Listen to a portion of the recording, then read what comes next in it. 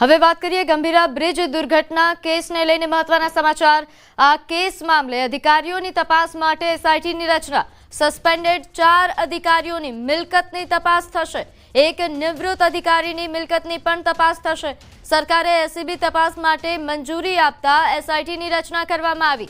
એસીબીના નિયામક મકરંદ ચૌહાણની અધ્યક્ષતામાં 6 સભ્યોની ટીમનો સમાવેશ કરાયો છે।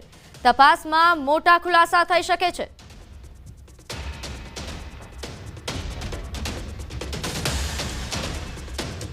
વાત કરીએ મહેસાણાની અર્બન બેંકની ચૂંટણીમાં એનપીએ મામલે આક્ષેપો સામે આવ્યા છે। ડિરેક્ટર ઉપેન્દ્ર પટેલનું ડીએમ પટેલને સીધું સૂચન। વિશ્વાસ પેનલના ડીએમ પટેલના વીવાયનું એકાઉન્ટ એનપીએ। પહેલા બેંકના 70 કરોડ ભરાવો અને પછી એનપીએ વિશે બોલો। ઉપેન્દ્ર પટેલ દ્વારા કહેવામાં આવ્યું ડીએમ પટેલના વીવાય એજે પટેલના 70 કરોડ બાકી છે તેવા પ્રકારના આક્ષેપ થઈ રહ્યા છે। સમગ્ર મામલે વિશ્વાસ પેનલના ડીએમ પટેલનું નિવેદન પણ સામે આવ્યું કે મારા સગાવાલાનું કોઈ એનપીએ નથી। ડીએમ પટેલ એજે પટેલના દૂરના સગા વિનોદ પટેલનું ધિરાણ છે। એજે પટેલ આ મામલે કરાયેલા આક્ષેપ ખોટા છે તેવા પ્રકારની વાત ડીએમ પટેલ દ્વારા કરવામાં આવી।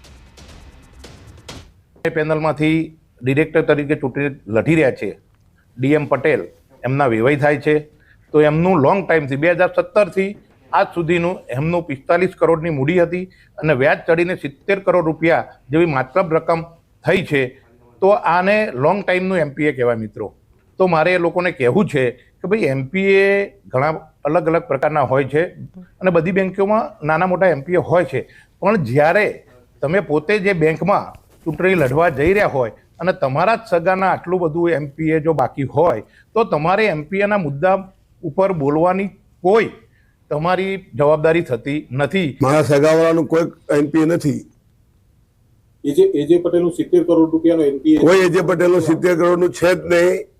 એમના દૂરના સગાઓ, એમાં વિનોદ પટેલની ભાગીદારી વાળા એમના દૂરના સગાઓ કદાચ હશે, પણ એમાં વિનોદ પટેલની ભાગીદારીમાં છે અને વિનોદ પટેલે જ એ લોન ધિરાણ કરેલું છે અને એવડી મોટી કોઈ રકમ છે જ નહીં।